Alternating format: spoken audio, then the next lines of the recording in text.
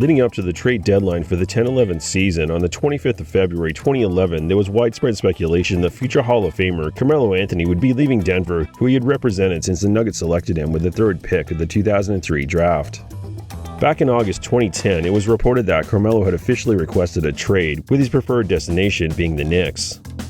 Ultimately, it wouldn't be until just before the trade deadline on the 22nd that Carmelo would be sent to New York. Predictably, fans were ecstatic to receive one of the most explosive scorers in the league at the time. Carmelo defended by Antoine Wright. And there's the foul. They didn't call it, and Carmelo hits it! Some fans were so excited for the imminent arrival of Carmelo that they snatched out quickly produced unofficial Knicks merchandise from street vendors with Carmelo's iconic number 15, which he had worn first during his college career at Syracuse University, representing the Orangemen for the 02-03 season, then again for the Nuggets. However, the problem with the merchandise was that, as any hardcore or longtime Knicks fan would know, Carmelo probably wasn't going to wear the number 15 for the team, because not only had the franchise already retired the number, they had done it multiple times. In March 1992, the Knicks retired the number 15 for Dick McGuire, who had represented the team from 1949 to 1957. After his playing career, McGuire returned to the Knicks, first as the team's head coach from 1965 to 1968, then again as an assistant coach for the franchise between 1972 and 1979. Later, in May 1993, McGuire was inducted into the Basketball Hall of Fame as a player, largely due to his contributions to the game during his time with the Knicks. But that wasn't the first time the number was retired. That happened years earlier, in March 1986, in honor of fellow future Hall of Famer Earl Monroe, who had represented the team from 1971 to 1980. And an instance like this is a type of instance that a person can reflect back on later on in his life and say that yes, this was the time, this was the greatest moment of my life. There was, of course, the chance that Monroe and McGuire's family would give Carmelo permission to use the number, like what happened with fellow future Hall of Famer Grant Hill. When he joined the Suns in July 2007, he wanted to continue to wear the jersey number 33, which he'd worn ever since his college career at Duke University, representing the Blue Devils from between 1990 and 1994. The number was meaningful for Hill because it was a tribute to fellow future Hall of Famer Magic Johnson, who had worn the number during his college career while attending Michigan State University, representing the Spartans between 1977 and 1979. Initially, upon joining the NBA, Hill was able to continue wearing the number when he was selected by the Pistons with the third pick of the 1994 draft. But back in November 1988, the Suns had retired the number 33 in honor of Alvin Adams, who played for the team from 1975 to 1988, after the team took him in the 1975 draft with the fourth pick. However, Alvin quickly gave Hill permission to use the number throughout his time in Phoenix, which, all up, lasted until July 2012 when he left in free agency, signing with the Clippers. In the end, although Monroe gave permission to use 15, Carmelo opted to go with a whole new number after he took his high school number 22, which he wore at Oak Hill Academy, and subtracted 15, landing on the number 7. Given that his son, Kyan, was born on the 7th of March 2007, Carmelo decided that it should be his new number, seeing as how it seemed to be a good omen, in addition to it allowing him to differentiate his time with the Knicks from McGuire and Monroe's respective legacies. As it turned out, the reason Monroe was indifferent to Carmelo wearing the same number as him was because, while many players attribute great significance to the jersey number, like in Hill's case, Monroe was not one of them. And when you make the fateful decision to research Monroe's weirdest and rarest jerseys, you soon realize why. Despite playing for just 2 NBA franchises, and being best known for wearing the number 15, over the course of his NBA career, Monroe actually wore a lot of different jersey numbers.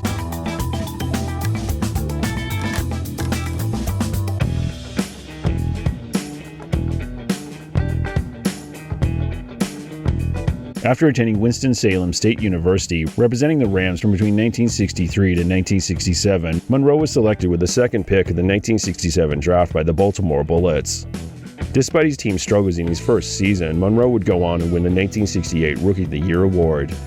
And it wouldn't be long before he helped his team turn their fortunes around.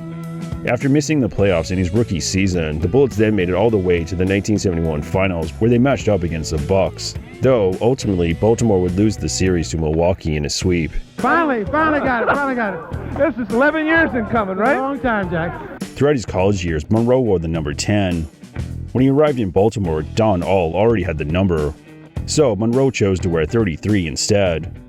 Later, in January 1968, All was traded to the St. Louis Hawks. And for the next season, Monroe switched back to the number 10, which would be his official number for the rest of his time in Baltimore. But it wasn't the only number he'd wear for the team. At some point, Monroe wore the number 3 for at least one contest between the Bullets and the Cincinnati Royals. Unfortunately, there's little information about the game other than that it was in 1968, meaning that it was either during the latter half of his rookie season or the first half of his second year in the league, or simply an exhibition game. Monroe also wore the jersey number 14 at least twice during his time in Baltimore, most notably on the 13th of February 1968 in a game between the Bullets and the Lakers. Although Baltimore lost the contest 119 to 116, the jersey would still have significant monetary value given its historical significance, because the contest saw Monroe achieve a career high of 56 points while also setting a franchise high that wouldn't be surpassed until December 2006, years after the team had relocated and renamed itself the Washington Wizards when the team's franchise player Gilbert Arenas scored 60 points, also against the Lakers. He's already topped Earl Monroe for the franchise record in scoring. This one puts him at the big 6-0, puts him in the company of only Wilt, the late Wilt Chamberlain. He got it. He's got 60. Monroe's 56 points also made history as the third highest amount of points in a single game for a rookie, behind fellow future Hall of Famers Wilt Chamberlain, who scored 58 points twice while representing the Philadelphia Warriors during the 59-60 season, first against the Pistons in January 1960, then again a month later against the Knicks, and Rick Barry, who scored 57 points as a member of the San Francisco Warriors against the Knicks in December 1965. Monroe also wore the number 14 almost exactly a year after his history-making contest on the 7th of February 1969 during a game between the Bullets and the Bucks. In the end, the Bullets won the contest 114 to 107, with Monroe scoring 41 points and dishing out 4 assists in 42 minutes of play. Though, unlike the previous year's jersey, its value lies in its novelty rather than in having any major historical significance, assuming it's not the very same jersey from 1968.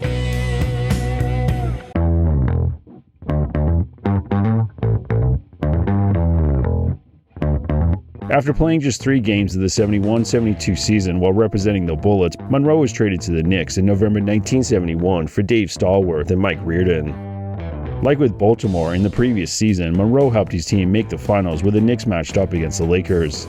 Though, again, Monroe's team would lose when Los Angeles completed a gentleman's sweep, 4-1. The Lakers had won the NBA championship. Finally, Monroe got himself a ring when the Knicks made the 1973 finals where they again matched up against the Lakers. However, this time it would be New York who'd complete the gentleman's sweep. As time ran out on the Lakers, New York reversed the previous year's record when Los Angeles took it 4-1. And the new world champions had just enough fans 2,400 miles from home to help them celebrate. Ultimately, while the Knicks remained competitive, they would struggle throughout the rest of Monroe's time in the league. All up, Monroe would represent the Knicks up until the end of the 79-80 season when he retired from the NBA. During his time on the court, dating all the way back to his early years at John Bartram High School, Monroe was known for his flashy style of play. He's also remembered for wearing the number 15. He only wore the number during his time with the Knicks, but it wasn't the only number he ever wore or was allocated, however briefly, for the franchise. When Monroe was sent to the Knicks, fellow future Hall of Famer Walt Frazier already had the number. While Monroe ended up switching to number 15, he was originally going to wear his former number from his rookie season in Baltimore. So, for the press conference celebrating his arrival in New York City, he posed with what was supposed to be his first ever Knicks jersey with the number 33 on it. Strangely, as of February 2026, this is the only widely available piece of media of Monroe with the jersey. Unfortunately, although basketball, especially the NBA, are popular nowadays, back in the early 70s the game wasn't anywhere near as beloved. Consequently, not a lot of information from the era exists. According to Basketball Reference and various other credible sources, Monroe wore the jersey number 33 at least once during the 71-72 season for the Knicks, as he's listed as having worn both it and the number 15 during New York's campaign. But it's unclear exactly just how many games he wore the number 33 for, if at all. By the 1972 finals, Monroe was wearing the number 15. So, the general assumption is that he wore 33 for the remainder of the season after arriving in New York, which is a total of 60 games, then switched to 15 for the postseason. But the reason some sites list Monroe as having worn 33 for those 60 games is because when you search Basketball Reference for how many games he wore the number 4 during the 71-72 season, it comes back with a result of 60. However, if you then search for how many games he wore the number 15 for during that same campaign, it also states that he wore it for 60 regular season contests. Rather than being a fail on part of Basketball Reference, this highlights how difficult it is to track down and verify certain details from the era, because few people, if indeed anyone, were bothering to keep track of things that only the biggest of basketball nerds would actually care about. This is why Basketball Reference has the statement that the player may have worn a different number than indicated on their site. Assuming Monroe did indeed wear the number 33 for the Knicks in an official contest, it would have been for his first game with the team on the 11th of November 1971 against the Warriors. For the contest, Monroe played just 20 minutes, scoring 9 points and grabbing 2 rebounds. Though, if he wore the number 33 for the game, then that means there's at least 2 Monroe 33 jerseys out there somewhere. Because the one in the picture is a road jersey, and Monroe's first contest with the team was a home game at Madison Square Garden. And while things have changed in the years since, back in the 70s, the league was strict about hosting teams wearing their home jerseys for local games, those being, in most cases, the jerseys that are predominantly white. Ultimately, when it comes to rare or valuable Monroe jerseys, obviously, the game-worn ones from any of the 5 contests for the 1973 finals would be the most sought after.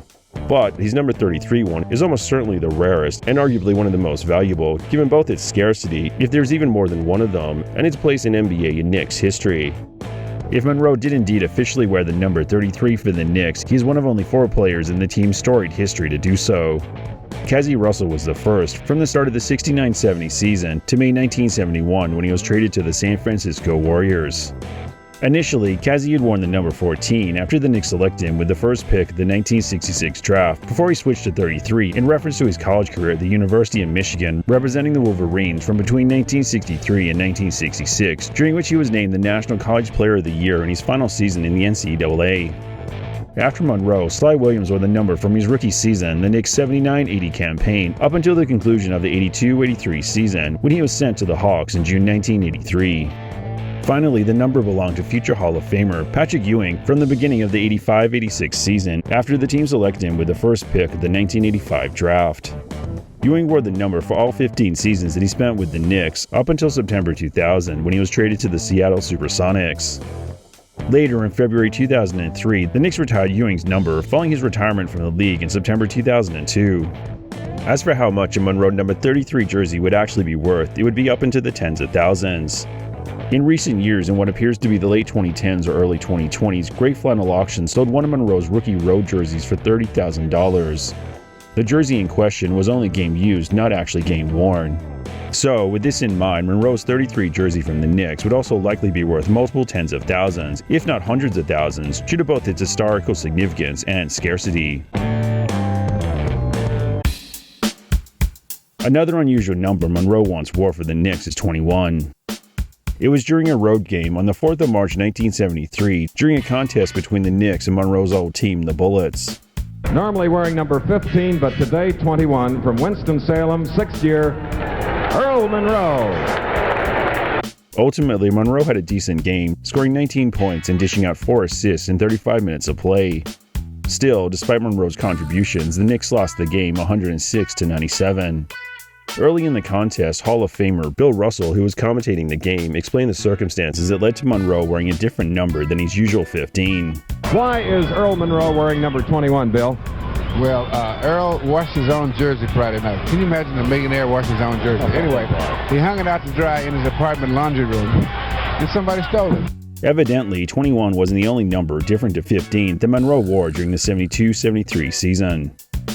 In March 2024, the Hall of Famer tweeted about his number 21 jersey, during which he mentioned that, because his jerseys kept getting stolen, it was actually the second time that season that he'd had to wear a different number to his usual 15.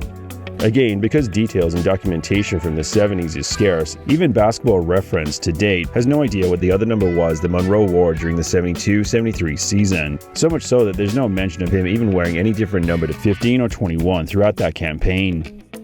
Ultimately, while the inherent value of Monroe's 21 jersey, along with the other jersey number he wore, is debatable, given that its worth is due to its novelty, more so than anything else, beyond the fact that it was game used by a Hall of Famer, it at least holds a significant amount of sentimental value.